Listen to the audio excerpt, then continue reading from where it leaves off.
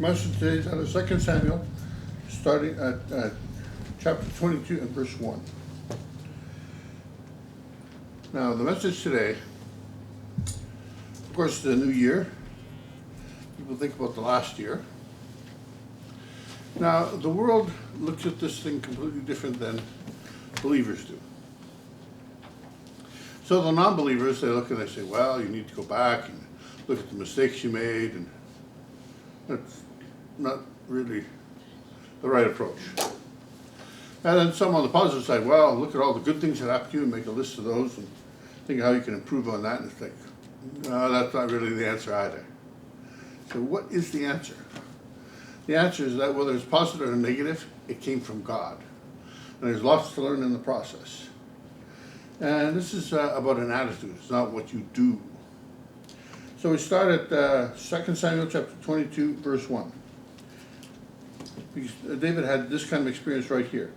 He said, "And David spake unto the Lord the words of this song in the day that the Lord had delivered him out of the hand of all his enemies and out of the hand of Saul."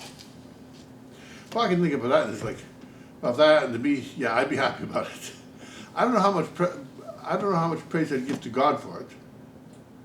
I gotta be honest. Sometimes it happens and you don't really want to know why. You just are happy that it happened. But here he is. He was delivered out of them by the hand of all.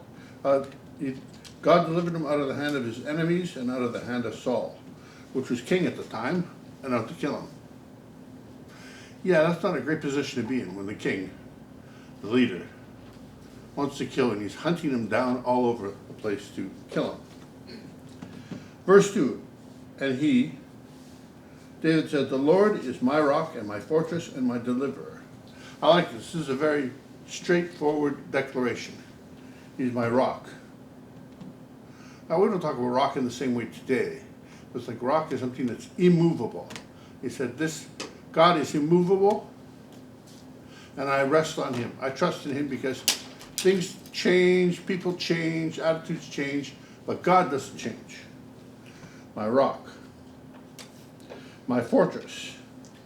That's a lot bigger than a rock. A fortress is a place where you have defense, where you have walls separating you from your enemy, and you're on the inside and you're protected. And then, of course, my deliverer, which is most important of all. Why is that? My deliverer takes care of whatever is coming against me. And we all want a deliverer. When we're kids, we think about mommy and daddy. Mommy and daddy are a deliverer. Always take care of us. Okay, verse 3. The God of my rock, in whom will I trust? He is my shield and the horn of my salvation. Horn of my salvation is like he's my strength. My high tower and my refuge, my Savior. Thou savest me from violence. He's my rock.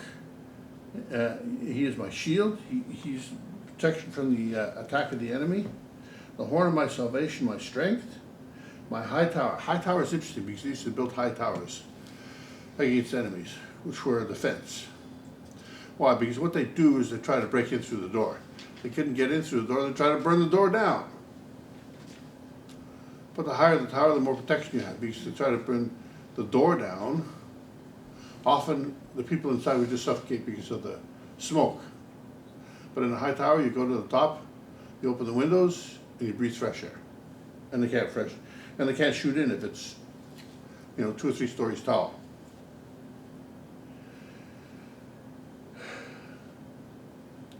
The God of my rock. Thou saves me from violence. Don't we all want that? There's different kinds of violence, if you think about it. Well, we know the obvious one, violence, being beat up, whatever.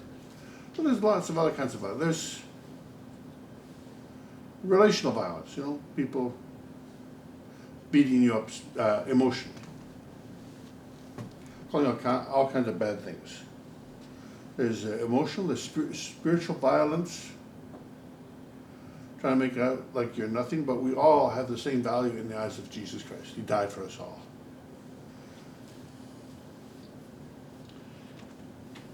saves me from violence. Verse 4, I will call on the Lord, who is worthy to be praised. So shall I be saved from mine enemies. Now this is the key to the whole thing. I will call upon the Lord, who is worthy to be praised. He will save me from mine enemies. You see, David looks at this and says, I don't have to defend myself. Now, you can all look at that and say, well, that doesn't sound right. We all have to defend ourselves. No, we don't. By which I mean, when you have an attitude relying on God, He will defend you. He will take care of you. He will walk you through. You don't have to lie your way out of it. You don't have to fight your way out of it. He will protect you. Why? He bought you. In the slave market of sin, He paid for you. He died on the cross, shed His blood for you. I don't have any love bigger than that.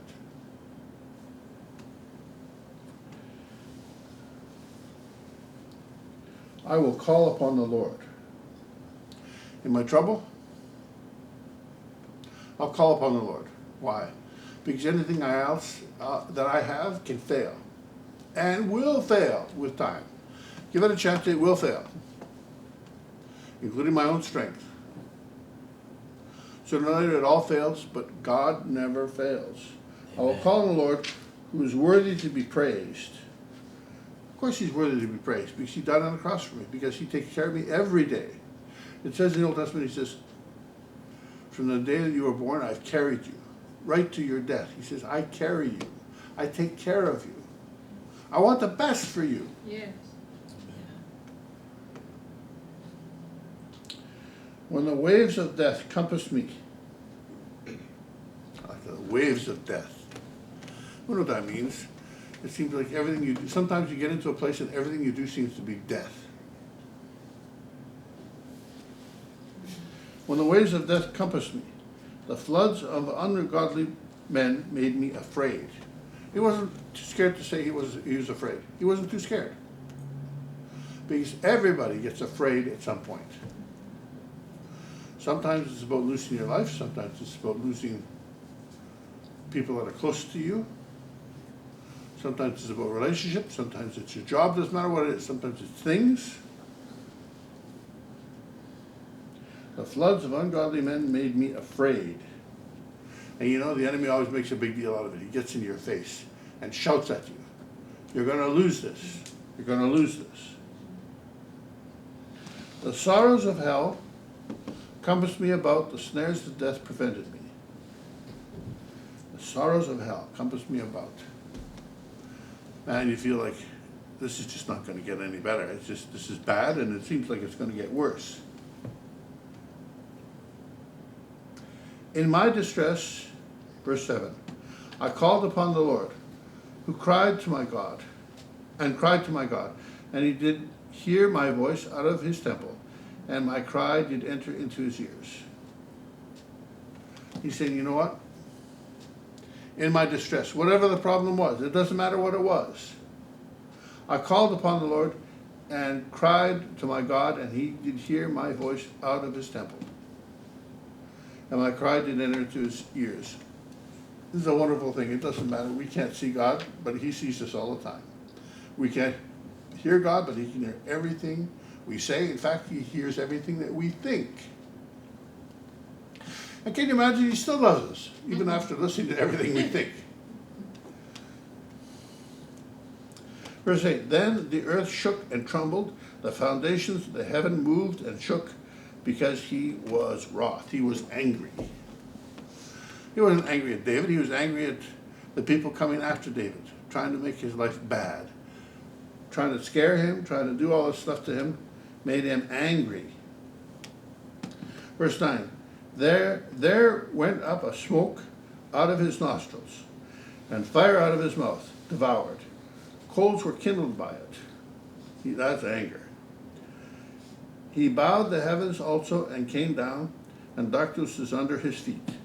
And he trod upon it, and he rode upon a cherub, which is a type of angel, and did fly, and he was seen upon the wings of the wind.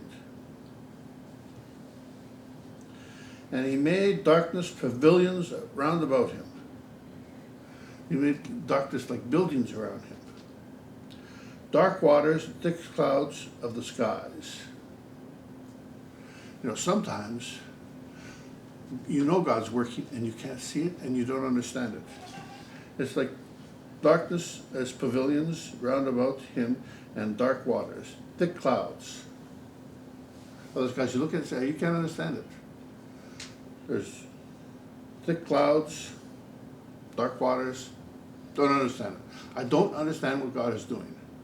But I don't have to. The good thing about it is I never have to understand what God is doing because it's always for my best. It's always for my good. Amen. Sometimes we think this isn't going to end up right. But you know what? God always protects and wants to do good. So he wants the better person to come out of it. He'll ignore the evil part of you just to get the good part done. So afterwards we'll look back and we'll say, yeah, that worked out pretty good. Not because you like everything that came out of it, but he always gets rid of the bad part of you to do the good part in you. The point of the message? No. Trying to avoid the bad, trying to bring out the good in the next year, it's not going to work, doesn't help you. What does help you? Every year, to turn to God. When you don't see God moving, it's all right. You just pray and you thank God for what you got. You thank Him for health, you thank Him for places to live, for transportation, you thank Him for clothes, you thank Him for everything that you have and the relationships around you, family and friend. And if you have trouble, you bring that trouble to Him. That's the important part of it. You bring it to Him and say, God, I got a problem with this. I need your help. I don't know how to fix it. I've tried and it blew up every time. We've had lots of that. I tried and it didn't work. Amen. Amen. And amen. So we can't expect Him to do what we did because it didn't work for us and it won't work for Him. Why? Because He made sure it didn't work. He knows the right way to get everything done, and He'll do it in a better way. The result is going to be better. Why? Because He's God. Amen. We have to trust Him, we have to believe Him, we have to walk through with it. Amen. Amen. So it's not about trying to do better than last year. It's trusting God to do better than last year. Yes. It's trusting Him for a walk closer to Him. Why? Because when you're closer to Him, you're going to get better results. You're going to get faster results. And that's our whole focus. I noticed even the praise and worship was along those lines today, and I thank God for it. I thank the praise and worship team for the praise and worship, and that is my message for today.